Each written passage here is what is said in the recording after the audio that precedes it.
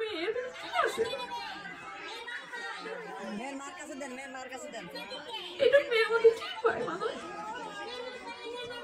মানুষ এত মানে নিয়ম খারাপ কেমন হয়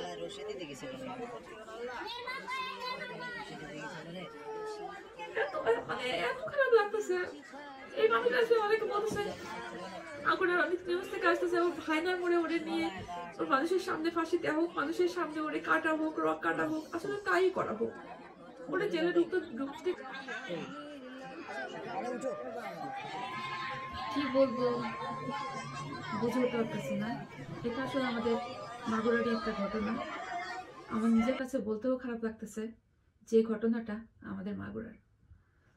আসসালামু আলাইকুম, আশা করি সবাই ভালো আছেন। আজকের ভিডিওটা আসলে খুবই দুঃখজনক, খুবই মর্মান্তিক, খুবই লজ্জাজনক, খুব খুব লজ্জাজনক। একজন মানুষ হিসাবে নিজের বিবেকের কাছে নিজের এত বেশি খারাপ লাগতেছে বলার মতো না। একটা 8 বছরের বাচ্চা, এর কি আছে এর ভিতরে? একটা বেটা মানুষ, একটা ছেলে মানুষ, কেন এত নিকৃষ্ট? এই বাচ্চাটার ভিতরে কি আছে? একটা সুন্দর একটা বড় একটা ইয়াং একটা মেয়ের দিকে তাকাইলে চাহিদা লাগতে পারে, তাকাইতে পারে, ধর্ষণের কথা মাথায় আসতে পারে। এই যে ছোট ছোট বাচ্চাগুলোর দিকে যে মানে কি বলবো, মানে হায়নার মতো যে যায়, এই লোকগুলা কি মানুষ? আসলে এই লোকগুলাকে মানুষ হিসেবে পরিচয় দেয় কারা? এই ঘটনাটা যখন ঘটাইছে পুলিশ কেন ধরে নিয়ে যাওয়ার সুযোগ পাইলো? কেন এই জায়গাতেই জনগণের মাইরে ফেললো না? ওটা গণধুলাই কেন দিল না?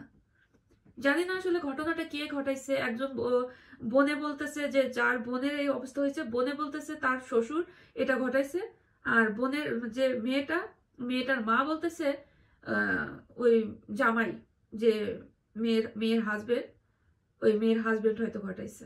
তো এক এক মানুষ এক এক রকম বলতেছে। যে ঘটাক, আমরা আসলেই তার শাস্তি চাই, দৃষ্টান্তমূলক শাস্তি চাই, যাতে করে এরপরে এমন ঘটনা ঘটাইতে যে মানুষ এই কথা বারবার অহরহবার মানুষ একটা ধর্ষণ হওয়ার সাথে সাথেই মানুষ প্রতিবাদ করে, বারবার বলে, কয়েকদিন যায়, বেটারে জেলে নেয়, জেল থেকে আবার বেরোয় বিন্দাস ঘুরে বেড়ায়। আসলে কোনোদিন আজ পর্যন্ত দেখলাম না যে একটা ধর্ষণ মামলার একজন আসামিকে ফাঁসি দেওয়া হয়েছে, কঠোর থেকে কঠোরতম কোনো শাস্তি দেওয়া হয়েছে।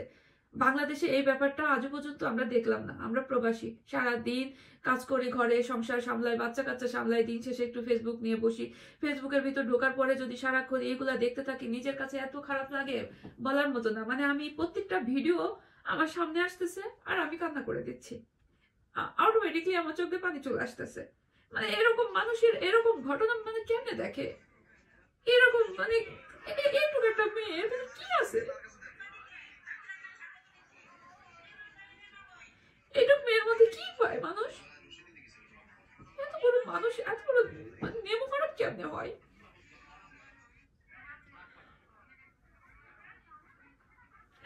মানে এত খারাপ লাগতেছে।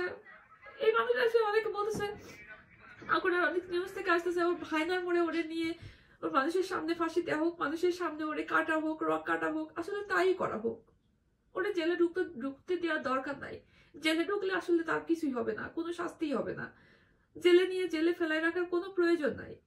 ওদের মতো মানুষের এই লোকটা নাকি এর আগেও আরো এরকম ঘটাইছে।